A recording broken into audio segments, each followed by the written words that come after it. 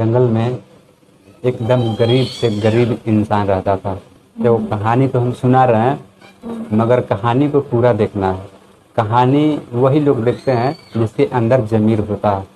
अगर दोस्तों आप लोग भी इस वीडियो को क्लिक किए हैं तो इस कहानी को पूरा सुनिएगा, क्योंकि कहानी सिर्फ कहानी ही नहीं होता, उसे आप पूरा सुनेंगे ना तो उसमें बहुत कुछ सीखने को मिलता है। ठीक है, अगर आप इस वीडियो को क्लिक किए हैं तो आप किसी गलत वीडियो पे क्लिक नहीं किए हैं, बट आपको इस पूरे कहानी को सुन लेना है। ठीक है, तो ये कहानी आप जब सुनेंगे ना तो आप भी रोने लगेंगे, मैं आपसे वादा करता हूँ। ठीक है, तो कहानी हम आपको इसलिए सुना रहे हैं कि आप इस कहानी को पूरा सुनेंगे। ठीक है, इंसान था, वो एकदम ऐसा इंसान था, एकदम गरीब इंसान था। ठीक है, और वो ऐसा गरीब था कि उसके पास घर भी नहीं था। एक जंगल के किनारे पे रहता था वो, और जंगल से ही झाड़ी को इकट्ठा कर करके और एक छोटा सा झोपड़ी बना के उसी में रहता था। उस इंसान का मतलब 2 बच्चे थे छोटे छोटे। एक दिन ऐसा हुआ कि उसके जो बच्चे जब 2 बच्चे थे, मतलब भूख से तड़पने लगे और उसके पास कुछ भी खाने पीने के लिए नहीं था। तो मतलब बच्चे का जो तड़प है, भूख का तड़प देखकर उसकी पत्नी बोली कि आप किसी गांव में जाइए और वहां से कुछ लेके आइए ताकि बच्चे का पेट कम से कम भर सके। हम दोनों तो मतलब रह लेंगे ऐसे भी, लेकिन ये बच्चे हैं जो भूखे मर जाएंगे। तो पत्नी का बात मान लिया और वो खाने के तलाश में मतलब जंगल के रास्ते किसी गांव में जाने लगे। अब वो जंगल के ही रास्ता था जिस रास्ते से किसी गांव में जा सकते थे, और भी कोई रास्ता नहीं था, इसलिए वो जंगल के रास्ते किसी गांव में वो बेचारा जाने लगा। तो जब वो जंगल के रास्ते जा रहा था, जंगल में जाते जाते, बहुत ही बड़ा जंगल था, जंगल में जाते जाते उसका नज़र एक सांप पे पड़ा। एक सांप जो झाड़ी में एकदम बुरी स्थिति में फंसा हुआ था, और वो उसको निकल पाना वहाँ से बिल्कुल मुश्किल था, जिसे देखकर इसके दिल में दया आ गया। ये इंसान गरीब भले ही था, धन से गरीब था, लेकिन दिल से एकदम अमीर था। तो वो अपने परिस्थितियों को भूल गया कि हम किस वजह से, किस कारण से हम जा रहे हैं किसी गांव में। अपना जो परिस्थिति था वो भूल गया और वो सांप को बचाने की कोशिश करने लगा, और वाकई में उस सांप को वहाँ से बचा भी लिया, निकाल दिया।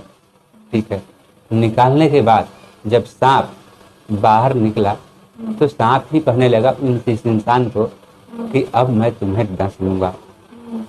तो वो इंसान कहने लगा कि ये आप क्या कह रहे हैं कि मैंने आपको बुरे परिस्थितियों से बचाया है, आप फंसे हुए थे, मैंने आपको बचाया, निकाला वहाँ से, और आप कह रहे हैं कि मैं तुम्हें डस लूँगा।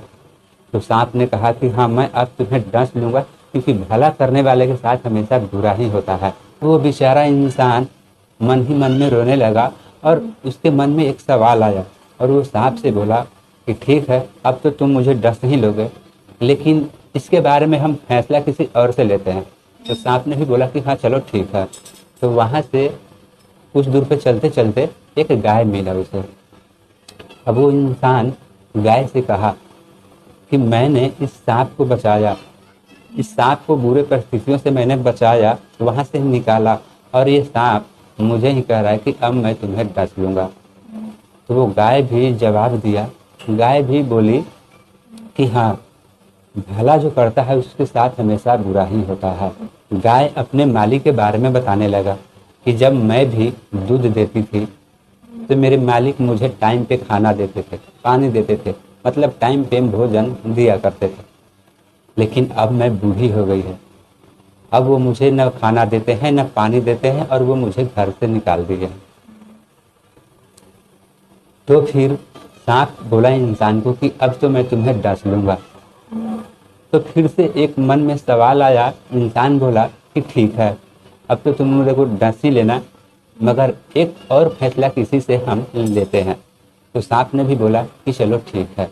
वहाँ से सांप और वो इंसान दोनों आगे चल पड़ा।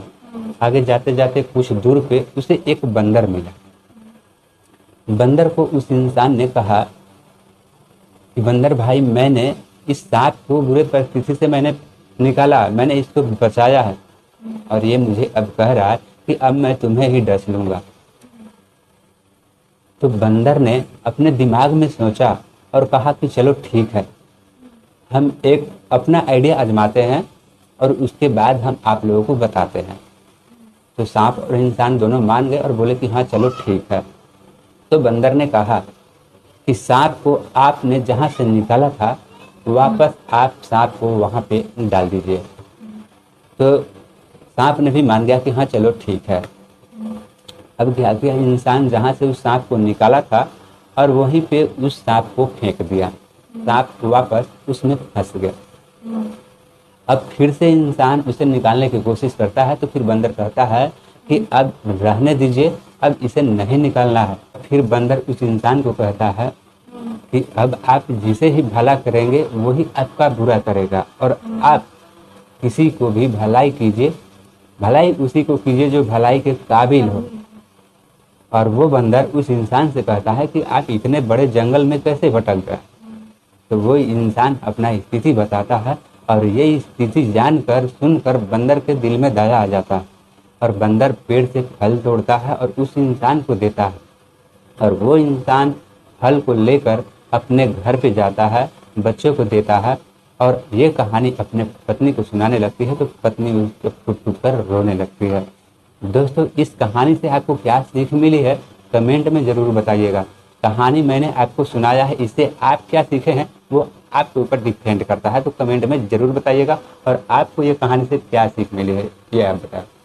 हमको एक कहानी से सीख मिली है कि भलाई उसी की करो तो जो भलाई के काबिल है। भलाई करने का जमाना नहीं है, जिसको भलाई करो वो बुरा सब